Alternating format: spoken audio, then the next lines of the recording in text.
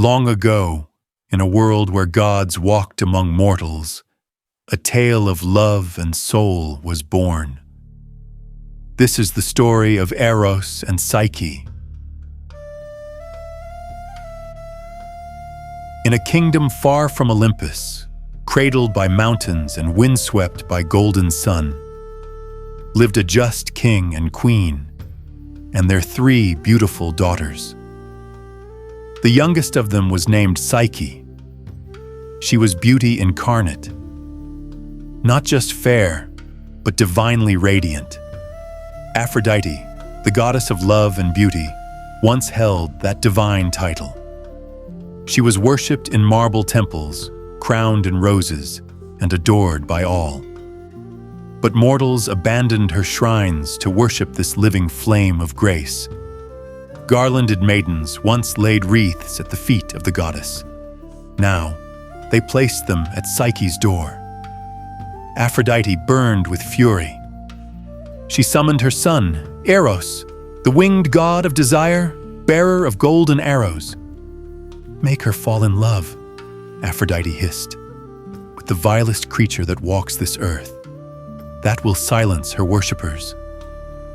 Eros obeyed, descending to the mortal realm. But when he saw Psyche, sleeping in her chamber, bathed in moonlight and innocence, his hand trembled. He pricked himself on his own arrow. Desire, a force he once governed, now took root in him. Love, sudden and fierce, bloomed in the god's immortal chest. He fled, unseen, unable to carry out his mother's command. But Psyche, unaware of divine plots, remained untouched by love. Her sisters married kings, yet no suitor dared approach her. Only gaped in reverent awe, like a statue too sacred to possess. Her father, troubled by this strange fate, sought guidance from the oracle of Apollo. And the god's voice rose from the deep, cryptic and cruel. Upon a rocky summit must Psyche be led, clad as for death in bridal red. There she shall wed, not man nor beast, but a monster born of gods released. He waits, with wings that stir the gloom, her husband, herald of her doom. Grief swept the kingdom, yet the prophecy was law. Psyche, trembling but resolute, ascended the hill dressed as a bride to a funeral. No guests, no music, only windswept silence. Then a hush, a rustling of air. Zephyr, the western wind, came as her chariot, invisible but gentle.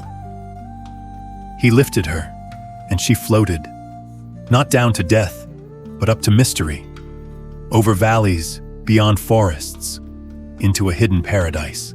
There, she found herself in a palace of gold and marble, more splendid than any mortal realm. Pillars whispered her name. Water sang to her. Invisible hands bathed and clothed her, and offered fruits sweeter than thought itself. At night, her husband came. She could not see him. He spoke in soft, gentle tones, loving and kind, yet always cloaked in darkness. And he warned her, tenderly, "You must never look upon me. Trust is our bond." Though fear brushed her heart like a shadow, Psyche obeyed. Night after night he came. And in time, her dread gave way to something deeper. Love, quiet, luminous, and growing. But soon, Psyche's longing for her family grew unbearable. Her invisible host, kind and unseen, allowed her sisters to visit. Carried to the palace by Zephyr's winds, the sisters arrived, eyes wide with wonder. They saw the riches, the golden halls, the joy on Psyche's face, and envy took root like a weed. "Why won't he show his face?" they hissed. "Perhaps he hides something. Perhaps he is a monster. Did not the oracle say so?" They whispered fear into her ears, planted it like a thorn in her heart. That evening, Zephyr returned. The sisters departed with the wind, smiling, victorious, and Psyche was left alone, with their words echoing in her soul. That night, torn between love and doubt, Psyche lit an oil lamp while her husband lay sleeping beside her. Her hands trembled. A sorrow pressed behind her ribs, for she knew, as the flame flickered to life, she was breaking the one bond he had asked of her: trust. Still, she raised the lamp. She looked, and there he was, not a beast, but the god of love himself, Eros, radiant as sunrise, wings like light, curled beside him, peace in every breath. But a single drop of oil fell. It struck his shoulder. He stirred. He awoke. Betrayal passed across his face like shadow. "Love cannot live," he said, "where there is no trust." And he vanished. The palace crumbled into ruin. The gardens withered into dust. And Psyche was left alone. She wandered the wide earth, driven not by hope, but by the ache of love. Through cities, through wilderness, through sacred groves she walked. Her feet blistered, her robes worn thin by wind and sorrow. At last, with no pride left, she knelt at the temple of Aphrodite, not to plead, but to offer herself fully. The goddess, still blazing with silent fury, gave her no welcome, only 4 impossible labors. "If you wish to earn my favor," she said, "you must first prove yourself." First, Psyche was led to a great granary. Before her loomed a mountain of seeds, millet, barley, poppy, lentils, and beans, all tangled in a hopeless heap. The task was wordless: sort them all by nightfall. She sat in silence, eyes blurring with grief. But as the sun moved across the sky, shadows stirred. A swarm of tiny ants emerged from the stones, thousands moving in perfect harmony.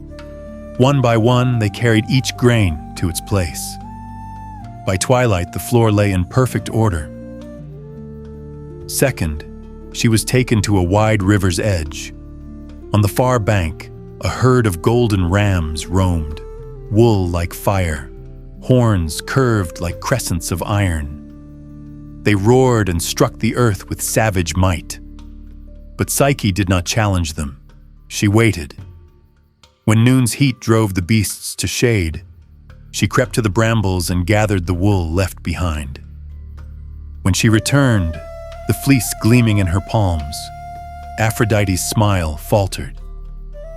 Third, Psyche climbed jagged paths near the mouth of the underworld, a crystal vial in her hand. She was to fill it with the black water of the river Styx, whose cursed current no mortal dared approach. She stood trembling at the edge, paralyzed with fear. But then the sky stirred. A golden eagle swooped down, silent, sure. It grasped the vial, dived into the mist, and returned with the deadly water sealed inside. Each time she returned, Aphrodite's silence grew colder. The tasks meant to break her only revealed her strength.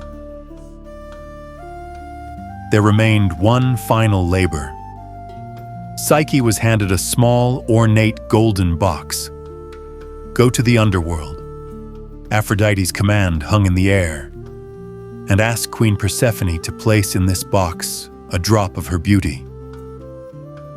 Psyche knew. This was the end of her. No mortal had entered the realm of the dead and returned alive. Yet she did not flinch. No path was given, no guide offered. But Psyche, now shaped by sorrow and strength, did not falter. Guided by a voice unseen from heaven, she found a hidden path through the cleft of a dark cliff, and without looking back, descended into the realm of shades. Charon, the ferryman, waited in silence. She gave him a coin, and he rowed her across the black waters of Styx. Cerberus, the three-headed hound, growled and lunged. She offered him a honeyed loaf, laced with calming potion, and the growls fell still. She passed. In the shadowed throne room, Persephone sat beside a silent Hades. Pale and regal, crowned with asphodel, the queen listened in stillness. From a crystal vial, cool and gleaming, she poured a glimmering essence into it, a drop of her divine beauty. The box shimmered faintly on Psyche's palms. She passed the gates once more, offering the second cake to Cerberus and the final coin to Charon, as the air grew lighter around her and daylight broke upon her return. And in her hands, the box of beauty, unopened, untouched, glowed like temptation. She faced the dead, and she returned. But temptation overcame her. "If I am to win Eros back," she whispered, "let me borrow just a trace of this beauty." Her hands trembled as she opened the box, but it held no beauty, only a deathly sleep. A pale mist rose, curling into her eyes. She collapsed where she stood. Eros, now healed and still loving her, felt her fading life across the air. He flew to her, swift as light, and found her motionless. He knelt, brushed the sleep from her eyes with a kiss, and she stirred. He gathered her in his arms and carried her to Olympus. There, beneath the gaze of the gods, he pleaded, "Let her be made immortal. Let love and soul be one." Zeus listened and agreed. Psyche drank the ambrosia of the gods, and so her mortal form was lifted into divinity. From that day on, love and soul were bound forever. And thus ends the story of Eros and Psyche. If this story stirred something in you, don't forget to like, share, and subscribe for more mythic journeys. And if you're ready to explore the deeper psychological meaning behind Psyche's path, watch our video on depth analysis next, linked right here.